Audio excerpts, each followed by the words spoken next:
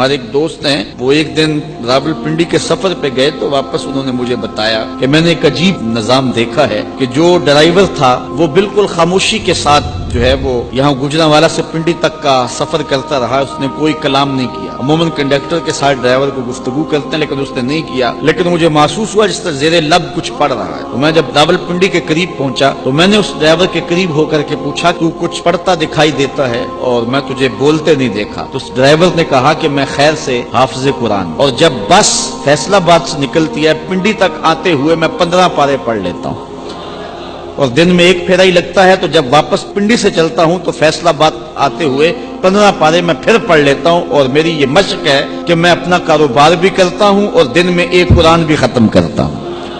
اب کاروبار بھی نہیں رکا اور سرمایہ بھی مل گیا، اور اتنا بڑا سرمایہ، اتنی بڑی سعادت کہ ہر حرف کے بدلے 10 نیکیاں، اور وہ روزانہ ایک قرآن مجید کی تلاوت کر رہا ہے۔ تو انسان اگر چاہے تو اپنے وقت کو اس انداز سے لگا دے اور صرف کرے، اور یقین جانے کہ اس کی زندگی پہ رشک آتا ہے کہ یہ بڑے بڑے علماء کو نصیب نہیں ہے جو اس کو نصیب ہو گیا، اس نے وقت کی قدر سیکھ لی۔ تو جن لوگوں نے وقت کو کام پہ لگا دیا تو ان کا وقت جو ہے وہ انہیں ضرور فائدہ دیتا ہے، اور اس کے بدلے کے اندر وہ بہت کچھ کما لیتے ہیں، کئی گنا سرمایہ جو ہے وہ اکٹھا آخرت کا کر رہے ہیں اس وقت کے بدلے۔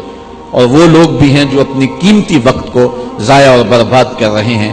زندگی انتہائی مختصر دورانیہ ہے، اور ہمیں اس کی ایک ایک سانس کے بدلے کوئی اچھائی ساتھ جوڑ دینی چاہیے۔ ہم اپنا بہت سارا وقت ضائع کر دیتے ہیں۔ بعض اوقات ہم دین کی بات کریں تو کہتے ہیں جی وقت ہی نہیں ہے۔ آج کل قرآن مجید کی تلاوت کا اگر مزاج ہم دیکھنا چاہیں تو کسی زمانے میں لوگوں کے پاس حالات ایسے تھے کہ ہر نماز کے بعد مسجد میں لوگ قرآن مجید کھول کے بیٹھ جایا کرتے تھے۔ حضرت امام اعظم امام ابو حنیفہ علیہ رحمہ، آپ ماہ سیام میں 63 قرآن مجید ختم کیا کرتے تھے۔ 30 دن میں 63 قرآن مجید، ایک دن کو قرآن مجید پڑھتے، ایک رات کو پڑھتے۔ مہینے میں 3 قرآن مجید تراویح میں ختم کرتے۔ تو اس طرح ایک مہینے میں 63 مرتبہ قرآن مجید کی تلاوت کیا کرتے۔ آج ہم دیکھیں کہ ہمارا ایک قرآن مجید بھی ختم نہیں ہو رہا ہے، تو پھر اس کا مطلب یہ ہے کہ ہم اپنا وقت ضائع کر رہے ہیں۔ اور آج مساجد بھی قرآن مجید کی تلاوت سے خالی ہوتی چلی جا رہی ہیں۔ ہر بندہ کہتا ہے جی بس کیا کریں، وقت ہی تو نہیں ہے۔ اچھا، اخبار پڑھنے کے لیے وقت موجود ہے،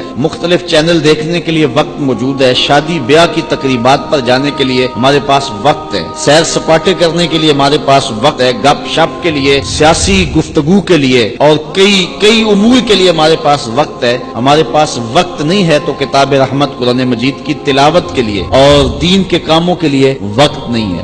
شادی بیاہ کی تقریبات میں جس طرح ہمارا وقت ضائع ہوتا ہے، ہمیں کبھی بھی اس ضائع ہونے والے وقت کا اتنا احساس نہیں ہوتا۔ وہاں بیٹھ کر کے ہم 3 گھنٹے بارات کا انتظار کرتے رہتے ہیں۔ ہمارے بزرگ ایک مرتبہ ایک شادی پہ تشریف لے گئے، بارات لیٹ تھی تو فرمانے لگے کہ اگر مجھے پتا ہوتا کہ بارات لیٹ ہے تو میں کوئی دینی کتاب لے آتا اور اس کا اتنی دیر مطالعہ کرتا رہتا، لیکن اب تو یہ بھی ممکن نہیں ہے۔ تو جو پاس بیٹھے تھے فرمانے لگے یا تو ہم بیٹھ کے اب اللہ کا ذکر کریں، یا پھر ایسا ہے کہ تم مجھ سے مسائل دینیاں پوچھو اور میں اس کا جواب دوں، تمہارا وقت جو ہے اس کا بھی مصرف ٹھیک ہو جائے اور میرا جو وقت ہے اس کا بھی مصرف ٹھیک ہو جائے۔ تو لوگوں نے مسائل پوچھنے شروع کر دیے، انہوں نے جواب دینا شروع کر دیا، تاکہ جو وقت ہے اس کا مصرف ٹھیک ہو۔ علم سیکھنے سکھانے کے اندر جو 3 گھنٹے یا 2 گھنٹے جو ہے وہ ہمارے لگ جائیں، اور ہم وہ 2-3 گھنٹے بار بار کبھی لوگوں کو کوستے ہیں، کبھی اہل خانہ کو کوستے ہیں، کبھی کسی طرح، کبھی سیاسی گفتگو چھیڑ کے بیٹھ کے، کبھی کسی عنوان سے گفتگو چھیڑ کے بیٹھ کے، اور اپنا قیمتی وقت ضائع کرتے ہیں۔ حضور علیہ السلام نے ارشاد فرمایا کسی شخص کے اسلام کا حسن یہ ہے کہ وہ ہر بے مقصد کام کو چھوڑ دے۔